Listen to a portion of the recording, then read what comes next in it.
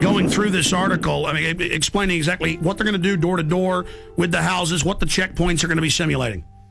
Sure. When you're talking about coordinate search operations, you've got several different rings of security that you've got to provide in a particular area.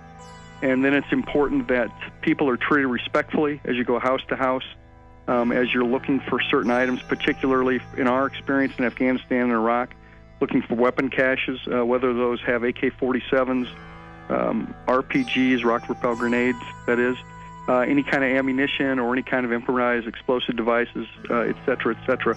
And our job, when we go on a coordinated search, is to locate those kinds of items.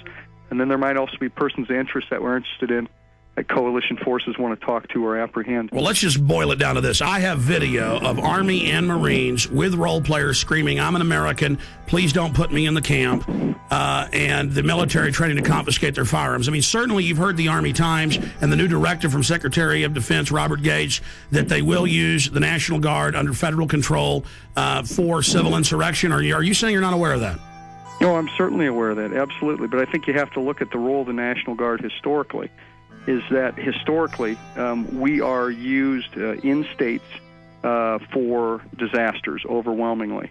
And our job is to, number one, be ready for our mission federally, which is to go to war.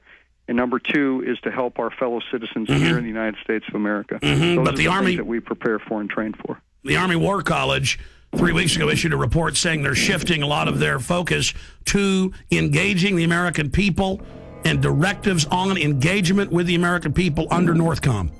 Well, you got to remember that the National Guard, 99% of the time, if you're talking about peacetime, belongs to the state in which they are located. Only on occasion do they become federalized. One of those examples, of course, is being mobilized and deployed to go to war or peacekeeping or other kinds of federalized missions. But other than that, the National Guard generally in peacetime belongs to the governor of that state.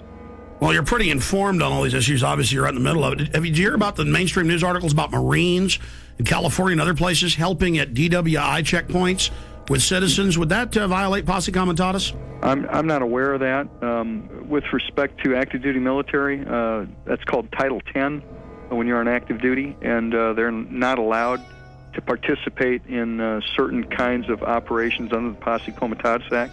Does that sound like freedom to you all over the country to have the National Guard at big events like at the Kentucky Derby and the Super Bowl searching bags? Well, I think if you're talking about keeping Americans safe, it's our job to do whatever we can to help them with that. And if our job happens to be to detect weapons of mass destruction or other kinds of things that could harm a great deal of people, that's what we do. Now, here's your Pentagon Channel report. The Kentucky National Guard was part of the massive security force required for this weekend's Kentucky Derby. Officials say that 360 Guard members were on hand at Churchill Downs to help support law enforcement efforts for the first leg of horse racing's Triple Crown.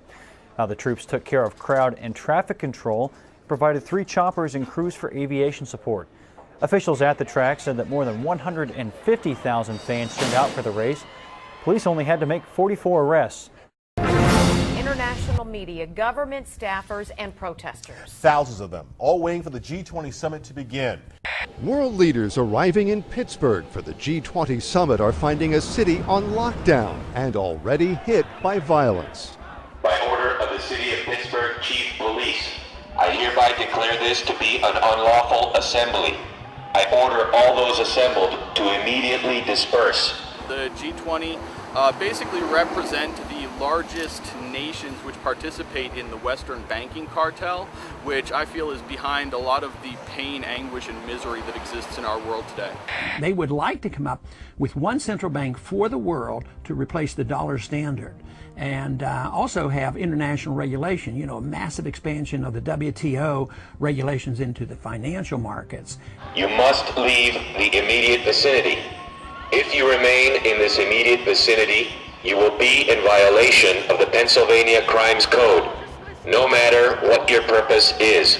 It's hard that it's setting up as like a us versus them when we're all in the same class. We're in it together, and they're protecting the interests of the world's billionaires. Anytime I've been on a march or anytime I've been arrested, it has been peaceful on our side. It's the state are the ones that cause the violence. You must leave. if you do not disperse, you may be arrested and or subject to other police action. Other police action may include actual physical removal, the use of riot control agents and or less lethal munitions. Ladies and gentlemen, this is breaking news. Do you know why my crew is not live with us right now while they were out of contact? They are under sustained LRAD sound cannon attack. You know, they rolled these out at tea parties in California and other places. First time I saw them was 2004 in New York. They have the National Guard engaging American citizens right now with deadly acoustic weapons that damage the middle ear.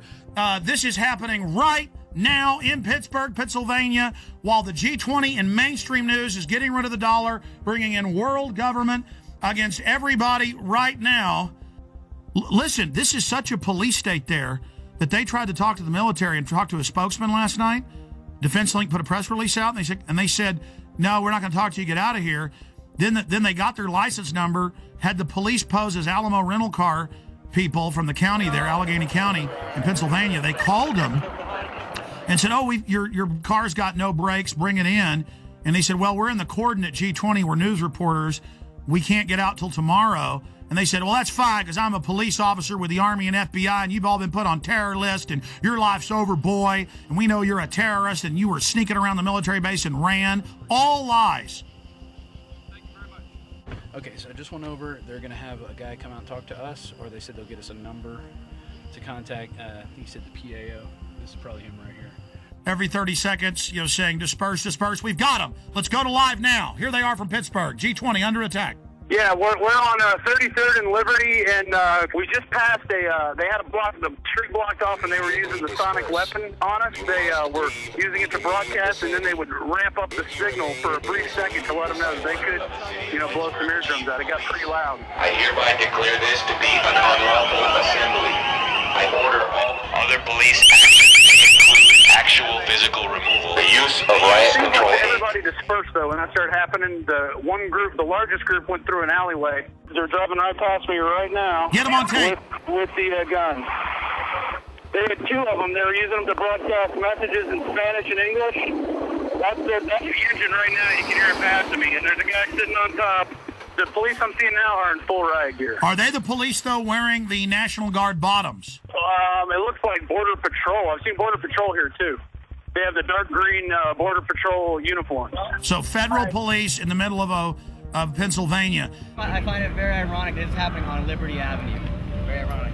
Burmis, I want to be clear about this. They were shooting you guys with this. Douglas was saying it was hurting. What was this like? The decibel level was very, very high. One moment I was covering the front of the protest. The next moment my eardrums were blasting. And as that happened, I basically turned around, saw about 40 riot police assisted by military, and I ran up and I got all the footage I could. Every once in a while I'd have to take There you go, assisted by military. So this is the military attacking the American people, because in every news article I see, they're together. So that's key for the article Watson's doing. The military was with them. Yeah, absolutely. I mean, they were in military fatigues.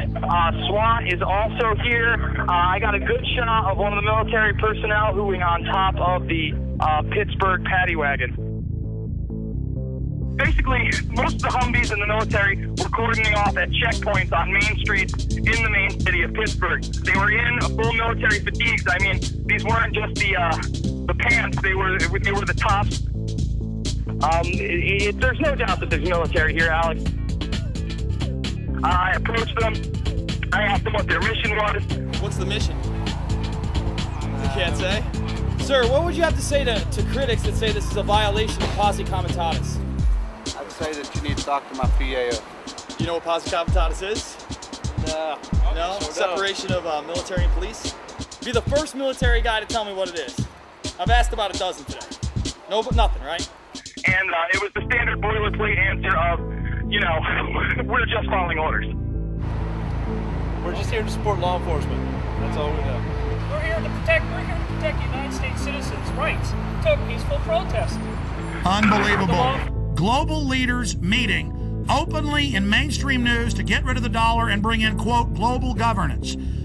This is the end of our country, and the police and the military are acting like people that don't like it are pure scum and terrorists because the DHS has trained them to do that. Here come the anarchist staging. Here they come right now. They just grabbed the dumpster. They're flipping it over. Video it. I got it on tape right now. Oh, I don't want to put you in danger, Jason, but if you follow that stinking Fed, is it a big guy? All right, it was 3 people, and of course they had masks on, Alex. Briefly, tell folks about last night. You guys pull up to the gate. You asked to talk to the public information officer. They called the police and lied and said that you were sneaking around. Yes, sir. How's it going? We were responding to a news story that the National Guard was going to be masked to go into Pittsburgh. And can we get a comment on that? Sorry, we can't make any comments, sir. Do you have a press guy we can talk to? Call PAO. We then pulled off to the side of the road where they instructed us to. We waited around 15 or 20 minutes. A representative came back. Immediately, he was hostile towards us. He did not like our credentials. Are you saying you're not aware of that? No, I'm certainly aware of that, absolutely. But I think you have to look at the role of the National Guard historically, is that historically we are used in states for disasters overwhelmingly. And our job is to, number one, be ready. People are treated respectfully as you go house to house, as you're looking for certain items, particularly in our experience in Afghanistan and Iraq, looking for weapon caches, whether those have AK-47s, RPGs, rocket-propelled grenades, that is, any kind of ammunition. Or going through this article, I mean, explaining exactly what they're going to do door to door with the houses, what the checkpoints are going to be simulating. Sure. When you're talking about coordinate search operations, you've got several different rings of security that you've got to provide in a particular area. And then it's important that... With role players screaming, I'm an American, please don't put me in the camp, and the military trying to confiscate their firearms. I mean, certainly you've heard the Army Times and the new directive from Secretary of Defense Robert Gates that they will use the National Guard under federal control for civil insurrection. Or any kind of improvised explosive devices, et cetera, et cetera. And our job, when we go on a coordinated search, is to locate those kinds of items. And then there might also be persons of interest that we're interested in, that coalition forces want to talk to or apprehend. Well, let's just boil it down to this. I have video of Army and Marine